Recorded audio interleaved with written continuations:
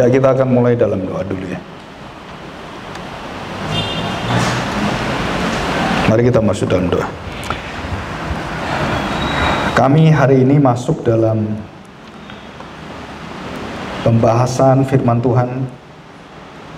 Kami ingin mengenal Engkau lebih dalam sebagai Tuhan Juru Selamat kami, dan yang menampakkan kepada jemaat-jemaat yang ada di seluruh muka bumi. Dan hari ini kami belajar dari jemaat Laodikia, gereja yang ada di Asia Timur, Asia Minor.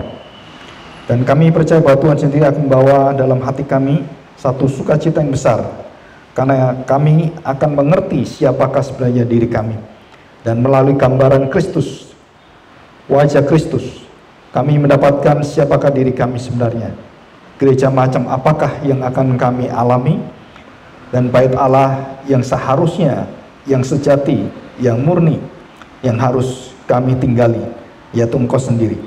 Terima kasih Bapa untuk kebaikan-Mu, dan kami serahkan hati kami, biarlah Engkau memimpin kami dari awal sampai akhir pemberitaan firman Tuhan, dan khususnya hari ini kami akan memasuki perjamuan kudus.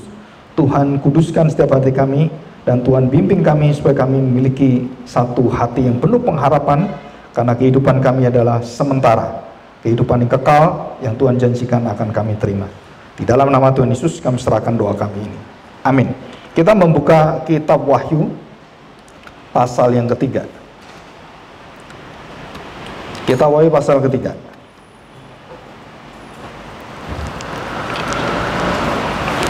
Kepada jemaat di Laodikia, ayat 14 ya. Dan ini adalah jemaat yang terakhir, jemaat yang ketujuh. Dan jemaat yang terakhir biasanya jemaat, kalau kita ini kalau yang terakhir, yang ketujuh artinya yang terbaik gitu kan, yang paling bagus. Tadi yang istilahnya tuh yang mungkin puncaknya. Nah, sebaliknya Tuhan Yesus memberitahukan pada kita bahwa gereja yang puncak adalah gereja yang paling rusak. Gereja yang paling bobrok, dengan segala berkat kemewahan dan kemapanan, bukan hanya fisik ya, bukan hanya kesejahteraan secara materi, tapi termasuk dalamnya adalah secara teologia sebenarnya, secara kebenaran. Dan dikatakan di sana tidak ada jemaat yang kekurangan apapun. Ya, kita akan belajar, karena mereka berpikir mereka orang yang baik, orang yang kaya, orang yang benar, orang yang bermacam-macam. Dan Tuhan katakan mereka adalah orang yang miskin telanjang, dan mereka harus diubahkan dan harus bertobat. Ayat 14. Dan tuliskanlah kepada malaikat jemaat di Laodikia, inilah firman dari Amin, dan inilah Yesus Kristus ya. Disebut sebagai Yesus adalah firman dari Amin. Satu. Yang kedua, saksi yang setia. Saksi yang setia, saksi yang terus dan konsisten, dia terus memberitakan hal yang penting. Dan benar. Ya, benar ini mengandung kepercayaan, mengandung satu keyakinan. Jadi benar tapi yakin, percaya. Permulaan dari ciptaan Allah. Nah, perkataan permulaan itu sebenarnya adalah yang menjadikan semua ada. Jadi bukan permulaan Yesus diciptakan, bukan. Dia yang menciptakan sesuatu, dan dari dialah segala sesuatu dimulai. Jadi dia adalah permulaan. Jadi bukan dia diciptakan seperti orang-orang saksi Yehova atau aliran-aliran yang lain yang mengatakan Yesus bukan Allah, tapi Yesus adalah manusia. Saudara, bukan seperti itu. Arti daripada permulaan adalah segala awal penciptaan ada karena dia. Akulah Alfa dan Omega. Dan ini mirip, permulaan dengan Alfa Omega itu satu arti sebenarnya. Ayat 15, jadi ada 3 ya karakter yang nanti kita bahas satu persatu. 15, aku tahu segala pekerjaanmu. Tuhan memperhatikan pekerjaan ya. Tuhan memperhatikan bukan pada karakter orangnya. Tuhan melihat apa yang mereka kerjakan, kegiatan, aktivitas gerejawi, agamawi, religion atau religious activity ya. Aku tahu segala pekerjaanmu, engkau tidak dingin dan tidak panas. Alangkah baiknya jika engkau dingin atau panas. Jadi tidak boleh ada di tengah-tengah, anget. Jadi di gereja itu tidak ada anget. Kalau dingin, dingin, kalau panas, panas. Pak, kalau panas kan panas terus kan nggak enak, kan pasti ada dinginnya. Itu bukan dicampur dan tidak boleh ada campuran karena artinya nanti bukan arti dalam arti temperatur ya, tapi ini ada arti kemurnian, arti dingin dan kesegaran yang dimurnikan. Jadi ada nanti penjelasan di situ. Jadi tidak dingin, tidak panas. Jadi betul-betul tidak ada jalan tengahnya atau suam-suam kuku. Rohani, kerohanian gereja, kerohanian kita itu tidak boleh ada di tengah-tengah. Jadi melayani setengah hati sebisa mungkin. Ya kalau nggak bisa ya nggak apa-apa. Jadi dalam arti semau dan sebisa kita. Sesudah itu nggak bisa. Kalau kita sekolah, bisa nggak bisa, kamu harus bisa. Kan sekolah itu dites, kelas 1, kelas 2, kelas 3, sampai kelas 6, 7, 8, 9, 10, 11, 12, gitu kan sekarang.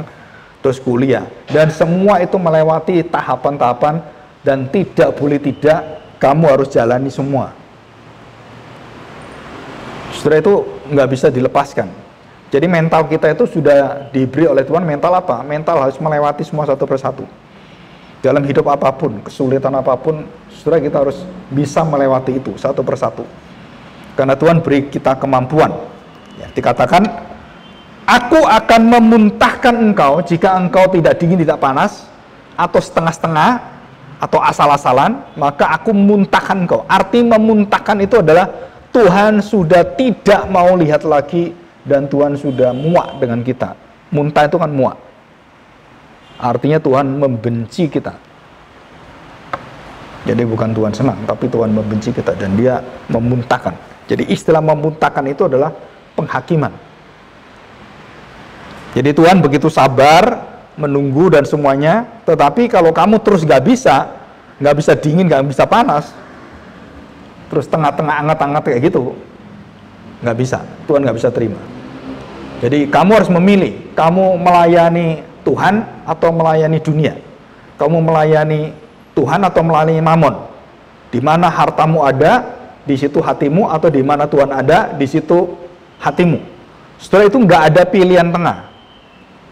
Iman kita itu tidak boleh berada di tengah-tengah. Iman itu harus ada di satu posisi yang benar, barulah kita melihat bahwa iman itu menyelamatkan kita. Kalau iman berada kebimbangan, itu namanya iman yang ragu. Ragu itu artinya tidak pada satu tempat, goyah kiri kanan, belakang muka, dan dia seperti gempa di Bantul, ya kan? Udah berapa puluh tahun yang lalu saya mengunjungi ke sana, dan ini gempa lagi. Ya, kedua, dan mirip-mirip 6, lebih. Kalau yang dulu itu 7 ya nggak salah. Jadi rumah banyak hancur. Saudara, kita lanjutkan 17. Karena engkau berkata, aku kaya dan aku telah memperkayakan diriku. Perhatikan saudara. Jadi mereka itu melihat, dan Tuhan melihat pekerjaan mereka dan apa yang mereka anggap diri mereka apa. Jadi mereka begitu merasa dirinya cukup, merasa dirinya puas dengan apa yang mereka capai dan keadaan mereka semua, dan mereka tidak membutuhkan apapun sebenarnya. Dan ini adalah orang yang masuk dalam sejahtera kemakmuran. Bangsa kita itu bangsa yang menuju adil dan makmur, kesejahteraan, dan itu cita-cita segala bangsa. Tapi kenyataannya ada nggak satu bangsa yang sejahtera? Ada nggak bangsa yang tidak ada kemiskinan? Jawabannya nggak ada, saudara. Di negara manapun orang miskin itu ada. Amerika sekarang kemiskinannya tambah. Lebih dari 50 juta orang miskin. Sampai tahun 2024 itu mengerikan sekali di Amerika. Ya. Masa resesi yang besar, yang lama. Dikatakan di sini, karena engkau berkata, ini kan penyebabnya, aku kaya, dan bukan hanya kaya, aku telah memperkayakan diriku, dan aku tidak kekurangan apa-apa. Tadi saya bertemu teman lama, seorang pendeta, seorang misionaris, seorang penginjil dari STI. Dan dia berkata, sulit sekali mencari hamba Tuhan yang punya hati misi sekarang.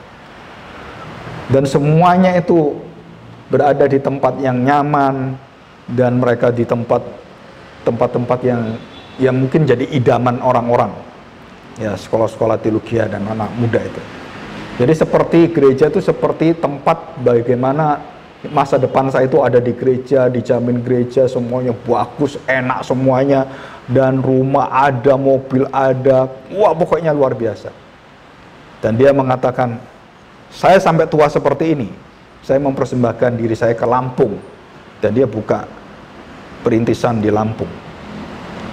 Dan dia punya anak kecil. Terus saya tanya, terus Bapak hidupnya gimana? Susah. Bukan hanya susah, setengah susah, setengah mati katanya. Tetapi dia mengatakan, semua diatur oleh Tuhan. Asal kita benar-benar berjalan bersama dengan Tuhan. Ya, jadi dia kesini naik motor. Bayangkan, dari Bandar Lampung ke Bandung itu naik motor. Tadi pakai motor ya. Nah, pakai mobil aja udah capek gitu kan? Ini pakai motor keliling. Baru dari Jawa Tengah. Ya, di sana saya nggak ada. Nah, dia bicarakan bahwa apa yang dicari sebenarnya oleh orang percaya itu apa? Ya, yang kita cari itu apa? Saudara, kita cari sesuatu yang dunia berikan, atau kita cari sesuatu yang Tuhan anugerahkan? Dan iblis memberikan 3 pencobaan pada Tuhan Yesus, dan itu semua ada di depan kita. Kemegahan, reputasi, prestasi, kekuatan, kekuasaan, dan semua ada di sana semua.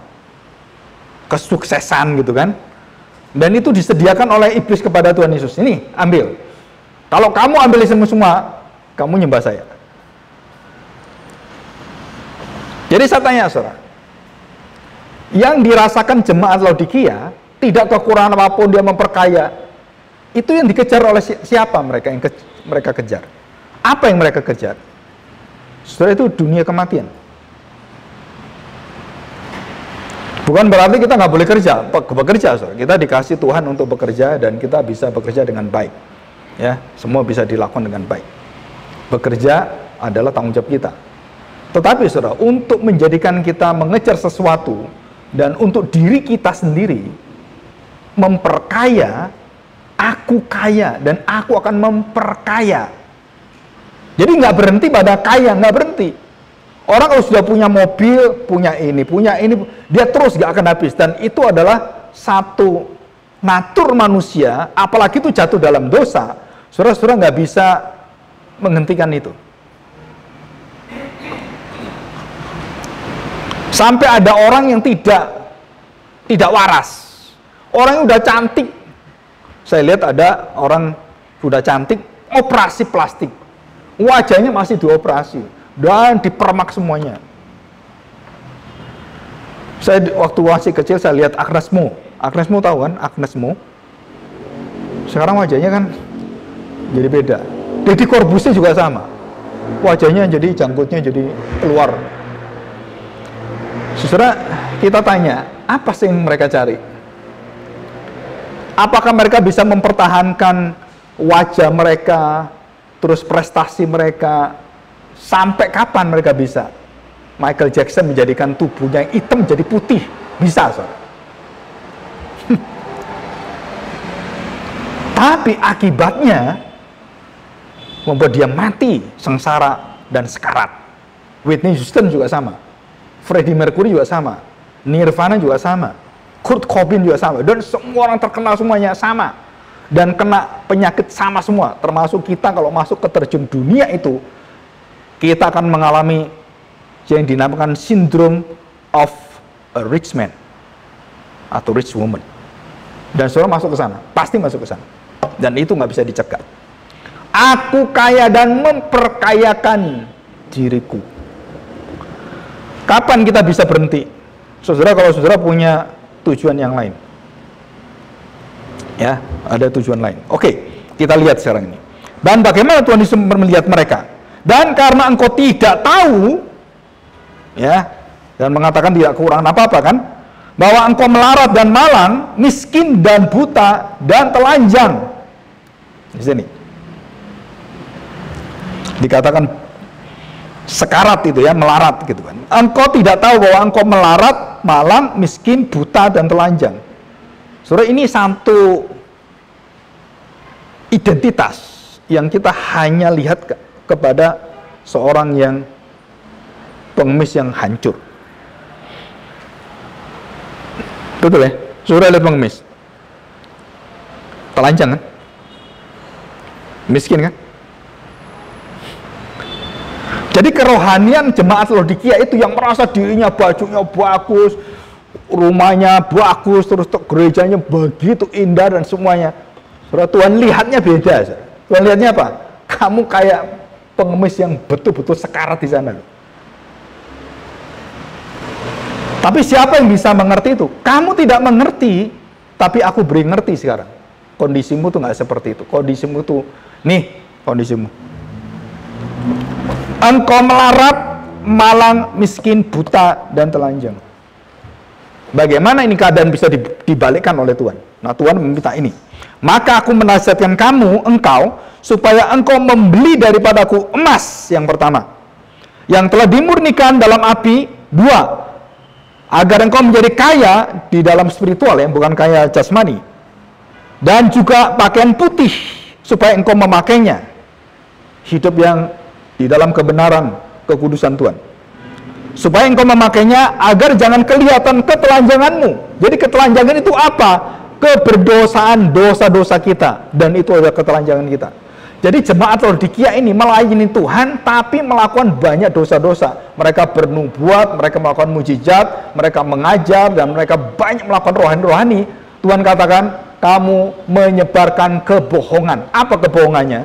Bahwa apa yang kamu ajarkan tidak ada dalam hidupmu. Dan tidak ada kaitannya dengan hidup kita. Tidak ada perubahan dalam diri kita. Nggak ada sesuatu yang bisa mengubahkan kamu. Kamu telanjang. Kamu memalukan. Dan Tuhan katakan, ayo aku beri pakaian.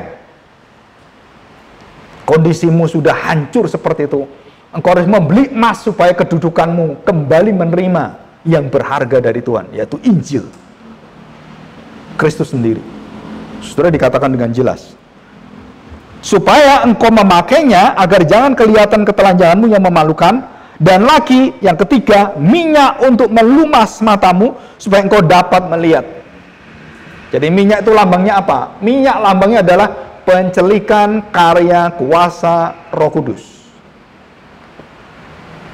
Jadi kebenaran, emas, Injil, dan kemudian kehidupan, pakaian yang baru, manusia baru dalam kekudusan, kesempurnaan dalam Kristus. Dan kemudian yang ketiga, saudara, kamu bisa melihat apa yang dilihat oleh Tuhan, dan kamu tahu apa itu yang tidak diperbolehkan Tuhan, dan apa yang boleh.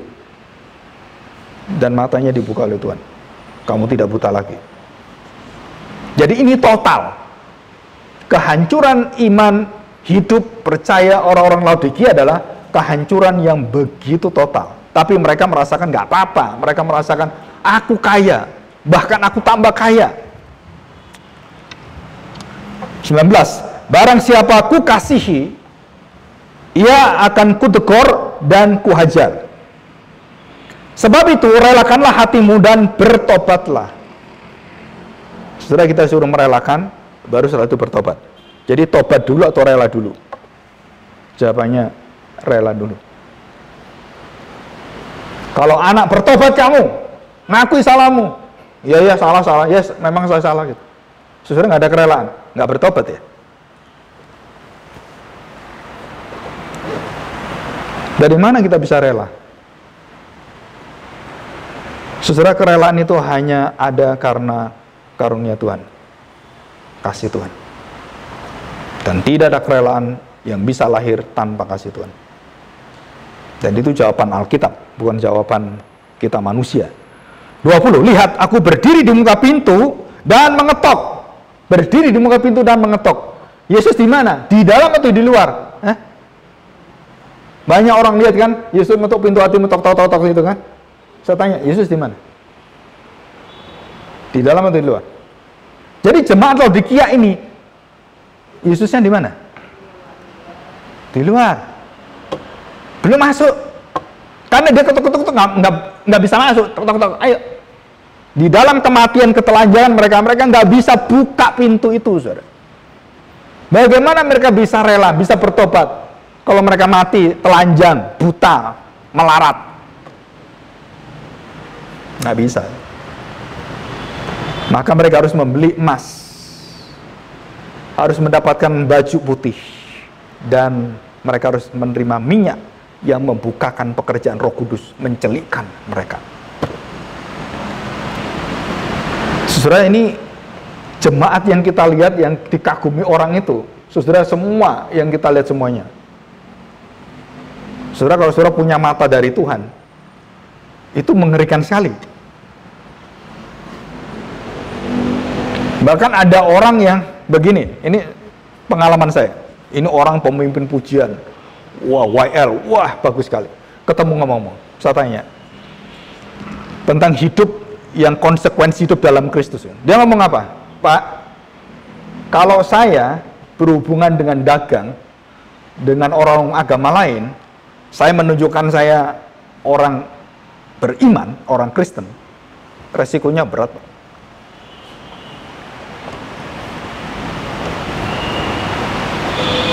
Saudara, KTP dia masih Buddha, karena dia bukan Kristen dari kecil.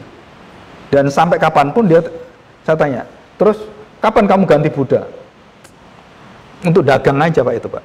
Bolehkah kita seperti itu? Saudara?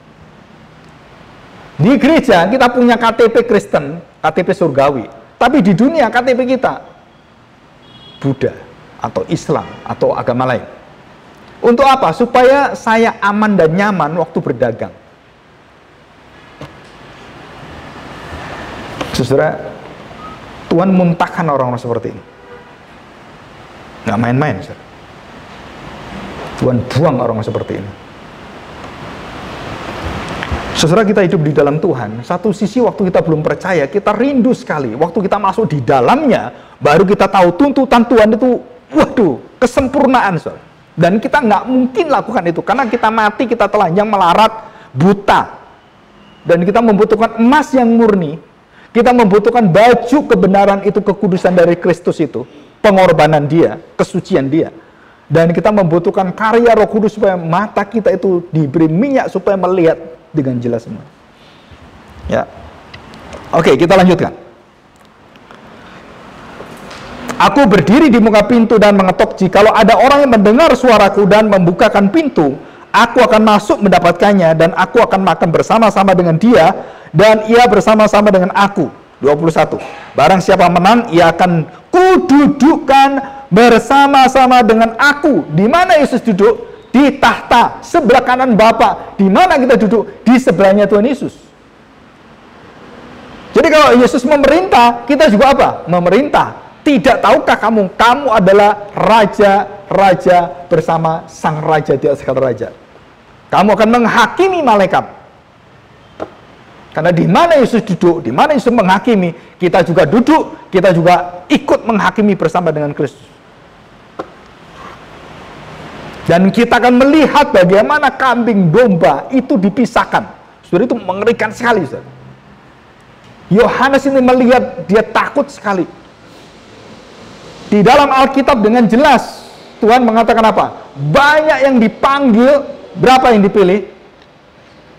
Berapa, saudara? Ya lumayan dipilih. No, Alkitab mengatakan sedikit yang dipilih. Jadi di surga dan neraka banyak mana orangnya? Hah? Banyak neraka.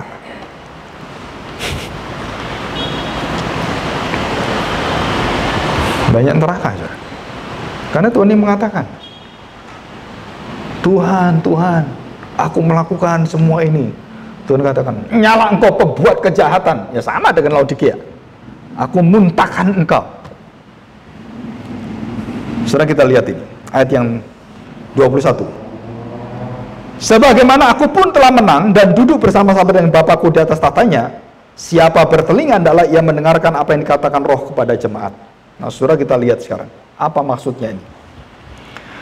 Saudara, arti tidak dingin, tidak panas, artinya begini, saudara. Kota Laodikia atau Laodikia ini adalah kota yang disediakan, kota yang begitu nyaman, kota yang begitu bagus di antara semua Philadelphia, Tiatira gitu kan, Pergamus, terus kemudian kota-kota yang awal, kemudian kita lihat bagaimana Smyrna, saudara, kota yang paling nyaman, aman, dan semua tersedia. Laodikia. Minumnya pun ada dua macam. Yang pertama, air minum dari Hierapolis, air panas dari Hierapolis. Fungsinya apa? Saudara, itu dibuat untuk, kalau panas itu kan untuk jamu, betul kan? Untuk kedokteran, untuk menyehatkan badan kita, untuk kalau ada penyakit-penyakit itu kita bisa buang. Orang kalau ke Sariater punya kudis bisa hilang. Pernah ke Sariater enggak? Pernah kum-kum di sana enggak? Sekarang katanya harganya mahal, di atas 50.000. Waktu dulu saya cuman nggak sampai 10.000. Sekarang udah mahal sekali, udah nggak tahu nanti jadi 100.000 gitu kan. Saudara, apa fungsinya air panas itu adalah, air panas itu adalah air yang disediakan untuk kebutuhan-kebutuhan bagi yang menyehatkan kita, baik itu kedokteran, baik itu untuk jamu, baik untuk macam-macam, untuk terapi kita. Dan itu air panas. Saudara, untuk di luar, dan kita kalau kita dingin-dingin mandi air hangat itu kan seger sekali, betul ya? Itu dari luar, air yang dipakai untuk kebutuhan-kebutuhan bersifat untuk menyehatkan, obat dan sebagainya. Yang kedua adalah air dingin dari Kolose. Jadi didatangkan dari Kolose khusus air dingin yang disalurkan kepada kota Laodikia. Dan air dingin ini adalah air yang murni seperti air gunung yang betul-betul dingin, enak sekali saudara, segernya luar biasa, dan itu harus masuk dalam tubuh kita.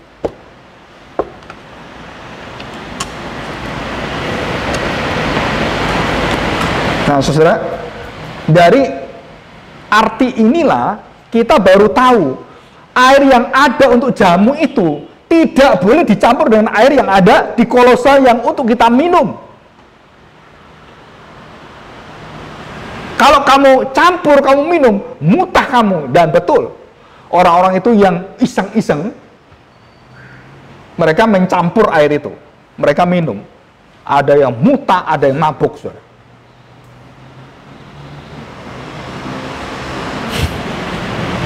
Dan dipakai oleh Tuhan sebagai ilustrasi gambaran bagaimana Tuhan juga sama. Aku menyediakan segala kebutuhanmu yang di luar, dan aku menyediakan air kehidupan dalam dirimu. Dan jangan sekali-sekali engkau mencampurkan dan kemudian berada di tengah-tengah. Jadi artinya begini saudara, air yang panas itu kan mempunyai energi yang hebat, betul kan? Dan kemudian air yang dingin mempunyai satu khasiat menyegarkan yang luar biasa. Saudara-saudara tidak boleh mengerjakan ini di tengah-tengah.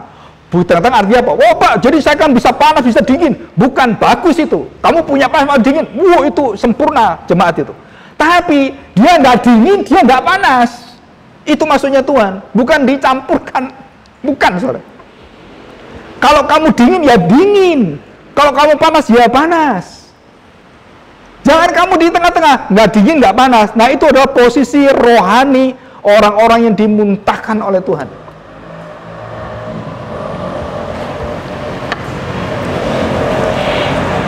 Kadang-kadang kalau kita lihat ya, orang yang sudah menjadi Kristen lebih dari 2 tahun, itu mengalami satu tidak dingin, tidak panas. Waktu menjadi Kristen pertama kali, dia dingin, dia panas. Semangatnya dia besar, dan mendapatkan firman itu dia mau mendapatkan firman. Itu kan gitu semangatnya kan. Tapi begitu lama, kemudian sudah 1 tahun, 2 tahun mengalami proses dan kesulitan-kesulitan. Nah, dia mengalami mulai tidak dingin dan tidak panas. Dan dia berada di tengah-tengah. Dan Tuhan katakan, aku tidak menciptakan jemaatku berada di tengah-tengah. Dia tidak dingin dan dia tidak panas. Dan kalau kamu seperti itu, aku muntahkan kamu.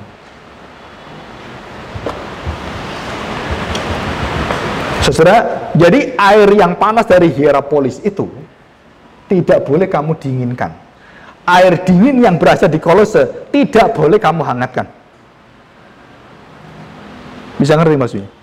Jadi sesuatu yang bersemangat, sesuatu yang murni, yang menyegarkan firman, itu jangan dicampur apapun dan jangan direndahkan mutunya, kemudian kamu encerkan, kamu cairkan, dan kamu kemudian sesuaikan dengan hatimu. Nah, itu artinya kerohanian yang dimuntahkan Tuhan.